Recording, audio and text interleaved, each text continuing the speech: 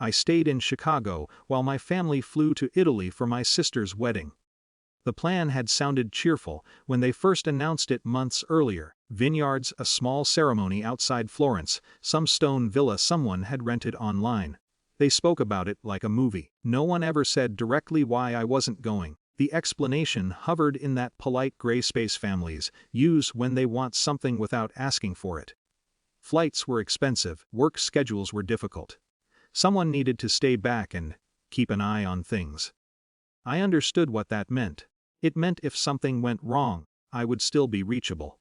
For most of my life, that had been my role. The one who knew how to fill out forms, calm people down, call the right offices, fix the thing that everyone else had already broken. When I was younger, they called it maturity.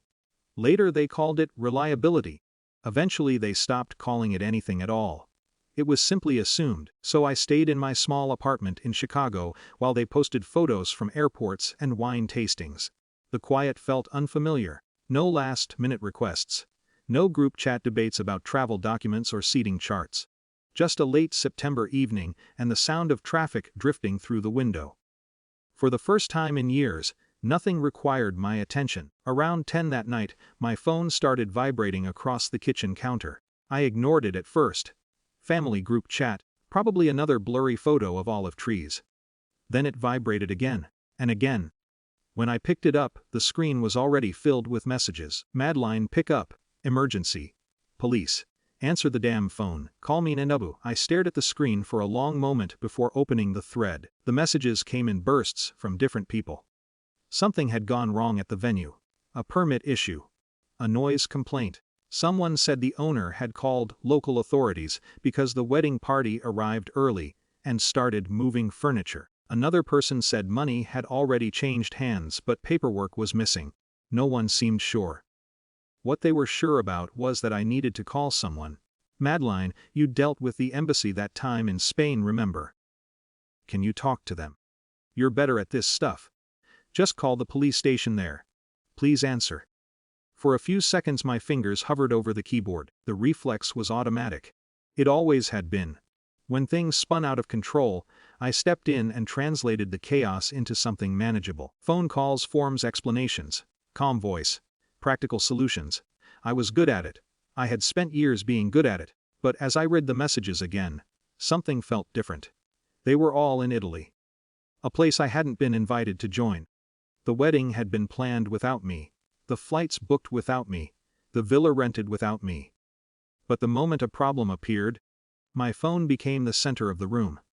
I could almost picture them standing there, my parents anxious, my sister in her wedding dress, rehearsal panic, someone shoving a phone toward the nearest relative. Call Maddie. She'll know what to do. Another message arrived. Why aren't you answering? We really need you right now. The words sat on the screen like an instruction. For years I would have responded instantly. Called international numbers, Googled local offices. Stayed awake half the night navigating someone else's emergency. Instead I placed the phone back on the counter. The silence that followed felt wrong. Heavy. Unfinished. Part of me waited for the guilt to force my hand. The familiar pressure that said if I didn't act quickly enough, everything would collapse. More messages came. Frantic first. Then irritated. Then openly angry. Unbelievable. You're seriously ignoring this. We're in another country. Madeline, this is not the time. I read them all, and still didn't respond. The hardest part wasn't the anger. It was the quiet thought that maybe they were right. Maybe the entire situation would spiral because I had decided, tonight of all nights, to stop helping. Midnight passed in Chicago. The messages slowed. Eventually a new one appeared from my cousin. Short, almost calm. Police are here. Sorting it out with the venue owner. Language barrier mostly. Another message 15 minutes later. Looks like we didn't have the right event permit. They're helping the owner file something temporary. Then nothing. I sat at the kitchen table staring at the dark screen. Hours earlier they had been certain the situation required me, but the police had arrived. The venue owner had spoken with them. Someone translated enough to explain the problem. The crisis had resolved itself through the ordinary systems that exist for exactly that purpose. Without me. Around 2 in the morning another message appeared. All good now. Wedding still happening tomorrow. It was from my sister. No apology, no accusation either. Just a statement. The phone went quiet after that. Morning arrived slowly through the apartment windows. Chicago traffic returned. Buses hissing to a stop outside. People walking to work with coffee in their hands. I stepped outside and started walking without a clear destination. Something about the night felt unsettled. For years I had believed my role held everything together.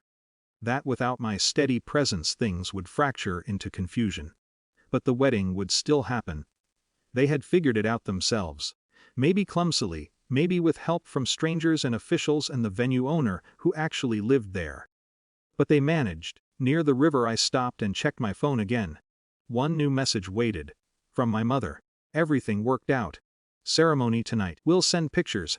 Hope you're doing well. The tone was careful. Almost formal. I read it twice.